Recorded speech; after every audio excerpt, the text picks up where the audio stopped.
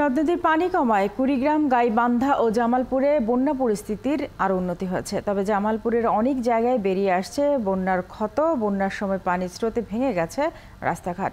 কুড়িগ্রামে দেখা দিয়েছে নদী ভাঙন। গাইবান্ধায় বাড়ছে পানিবাহিত রোগবালাই। সহকর্মীদের তথ্য ও ছবিতে প্রতিবেদন। এখন জন্ম সনদ দিয়ে খোলো বিকাশ স্টুডেন্ট অ্যাকাউন্ট।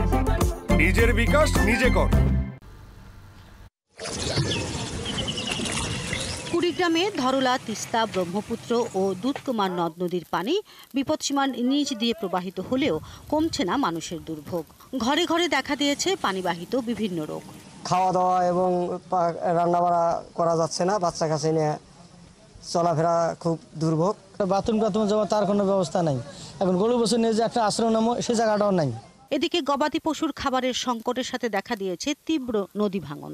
হাতিয়া ইউনিয়নের প্রায় 4 থেকে 5,000 মানুষ এই অবস্থায় পানিবন্দী অবস্থায় তারা পড়ে আছে, কিন্তু তাদের মাঝে এখন পর্যন্ত চোখে পড়ার মতন ত্রাণ সহায়তা তাদের কাছে পৌঁছেনি। সে কারণে তাদের মাঝে একটা হাহাকার আছে। আমি ঊর্ধ্বতন কর্তৃপক্ষ এবং বিত্তবানদের কাছে আহ্বান জানাবো যে তাদের কাছে যত দ্রুত সম্ভব ত্রাণ সহায়তা পৌঁছে দিলে তারা মানবত জীবন ফুটরায়। গাইবান্ধায় ব্রহ্মপুত্র, যমুনা, ঘাঘট ও তিস্তা নদীর পানি কমে বইছে বিপদসীমার নিচ দিয়ে। গাইবান্ধা সদর, সুন্দরগঞ্জ, ফুলছড়ি ও সাঘাটা উপজেলার 26টি ইউনিয়নের বন্যা দুর্গত মানুষ আবার ফিরছেন ঘরে। এছাড়া দীর্ঘদিন পানিতে থাকায় এসব দুর্গত এলাকার মানুষের হাতে পায়ে ঘা দেখা দিয়েছে। কাজকর্ম নাই, তারপরে মনে করেন পোশাক করি নাই, এলে কি দিয়ে কি সংস্কার কর্ম, এটার তো কোনো উপায় নেই। বন্যা এসে কর্ম তো আর করতে পারে, নিজের মনে করেন নৌকা নাই, কিছু নাই। এদিকে জামালপুরে যমুনা সহ সব নদ নদীর পানি কমায় বন্যা পরিস্থিতির আরও উন্নতি হয়েছে। আশ্রয় কেন্দ্র ও বিভিন্ন বাঁধের উপর থেকে বাড়ি ফিরছেন মানুষ। তবে পানির স্রোতে সড়ক ভেঙে যাওয়াতে দুর্ভোগ সৃষ্টি হয়েছে। এছাড়া দুর্গত এলাকায় এখনো রয়ে গেছে খাবার ও বিশুদ্ধ পানির সংকট। অনেকদিন যাবৎ পানির জন্য আমরা বাইরে বেড়াইতে পারি নাই, রান্না বান্না করতে পারি নাই, অনেক অসুবিধা ছিল।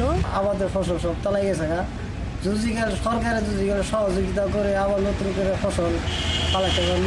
সিলেটের সব নদীতেই পানি কমেছে। কানাইঘাট, জকিগঞ্জ, কোম্পানিগঞ্জ, জৈন্তাপুর, গোয়াইনঘাট এলাকার মানুষ বাড়িতে ফিরতে শুরু করেছেন। সুনামগঞ্জে বন্যার পানি কমার সঙ্গে সঙ্গে পানিবাহিত রোগ দেখা দিচ্ছে। হাসপাতালে ভর্তি হচ্ছেন অনেকেই। এছাড়া সিরাজগঞ্জের 5 উপজেলায় 1 লাখেরও বেশি মানুষ এখনও পানিবন্দী। অনেকেই ফিরতে পারেননি নিজেদের ঘরবাড়িতে। মানুষের পাশাপাশি প্রকট হয়েছে গবাদি পশুর খাদ্য সংকট। শিল্পী মহলানবিশ, 71। বন্যা পরিস্থিতির আরও খবর জানাতে আমাদের সাথে কুড়িগ্রাম থেকে যুক্ত হচ্ছেন সহকর্মী রাজু মুস্তাফিজ। রাজু, বন্যার পর নদী ভাঙন শুরু হয়েছে অনেক স্থানে। কোন কোন এলাকায় এই ভাঙন দেখা দিয়েছে?